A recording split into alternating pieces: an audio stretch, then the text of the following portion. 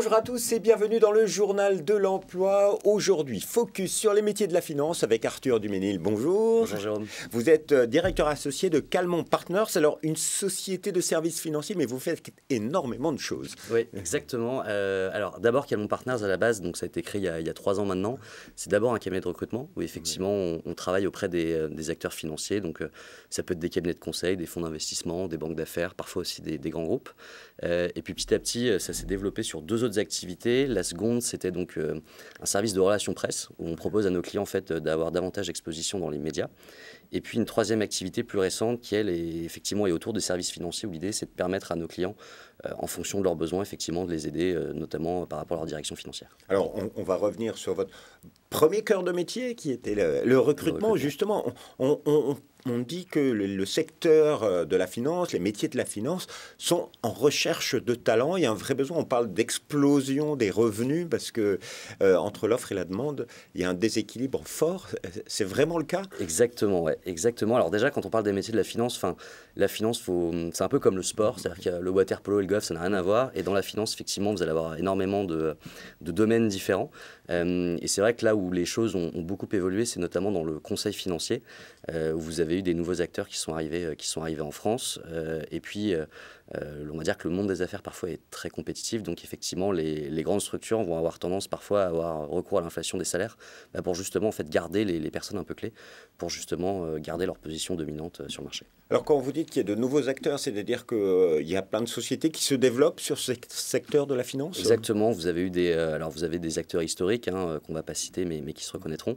Et puis vous avez des grandes structures étrangères qui sont arrivées à Paris là, ces dernières années, qui étaient des structures un peu indépendantes, donc qui n'étaient pas des très grandes banques comme ce que ça pouvait l'être par le passé. Et puis vous avez également des petits indépendants français qui commencent effectivement à se développer et à faire leur place. Donc tout ça joue plutôt en faveur des salariés ou des travailleurs, dans le sens où effectivement ils deviennent une denrée de plus en plus rare et chaque acteur va essayer de se battre pour justement recruter les meilleurs. Mais ces entreprises, elles cherchent quoi? Alors, j'ai bien compris qu'il y a plein de métiers différents, mais on cherche des gens qui ont de l'expérience, c'est pour ça que les salaires explosent, ou est-ce que c'est parce qu'on parle de plus 30, plus 40% de salaire, ou est-ce qu'il y a un déficit de jeunes, il n'y a pas assez de jeunes qui s'orientent vers ces métiers? Ça va dépendre des domaines. C'est vrai que si on prend le domaine du conseil, souvent c'est là où c'est le plus facile pour les jeunes de démarrer leur carrière, parce que c'est souvent les équipes qui sont les plus fournies. Donc notamment les Big Four ou les très grandes banques vont recruter beaucoup de juniors. Ce qui va être compliqué pour elles, en fait, c'est de les garder parce que c'est souvent des métiers où vous avez un rythme de travail qui est très important. Vous apprenez aussi beaucoup de choses, mais beaucoup, après 2-3 ans d'expérience, vont chercher à se reconvertir ou à changer même de métier. Et donc c'est là où justement tous les acteurs vont se battre entre guillemets pour garder leur bon profil, mais surtout même pour potentiellement pallier à des remplacements. Et donc c'est là où justement nous on intervient. Alors justement, comment vous intervenez? C'est-à-dire que les entreprises vous contactent, vous missionnent et vous cherchez le profil idoine? Il n'y a pas vraiment de règle. Alors effectivement, nous, on peut contacter en direct des entreprises parce qu'on a envie de travailler avec elles.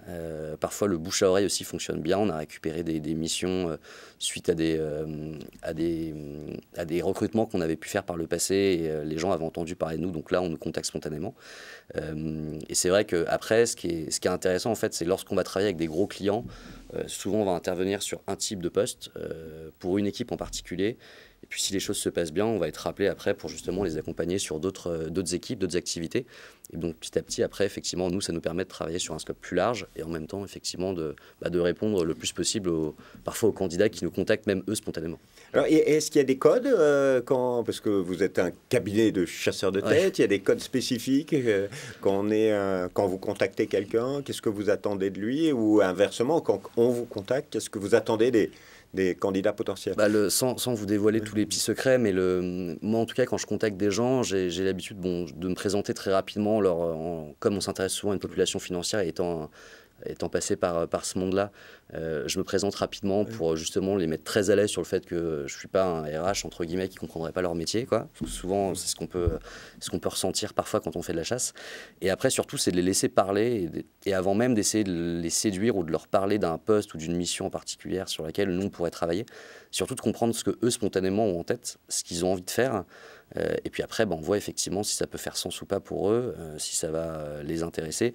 faut surtout pas forcer les choses parce que généralement c'est là où il y a de la casse à la fin et où finalement personne n'est content, quoi. Voilà, alors si vous voulez en savoir plus, vous pouvez contacter le cabinet via leur site internet www.calmonpartners.com. Mais j'ai envie d'élargir un petit peu et avoir un de vos conseils. Parce que visiblement, il y a des opportunités dans ce secteur. Qu'est-ce qu'il faut dire aux jeunes aujourd'hui pour qu'ils s'orientent vers ces métiers? Parce que finalement, à vous entendre, peut-être qu'il n'y a pas assez de jeunes qui arrivent sur le marché. Si, mais c'est vrai que c'est très compétitif. Les entretiens, souvent, peuvent être aussi assez rudes, même quand il s'agit de stage, à la fin de vos études.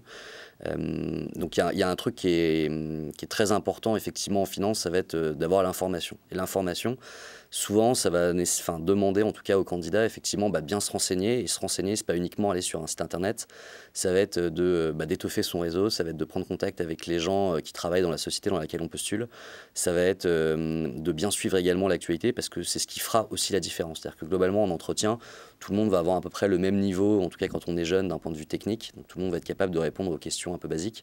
En revanche, la différence, elle se fera sur le niveau de motivation des candidats.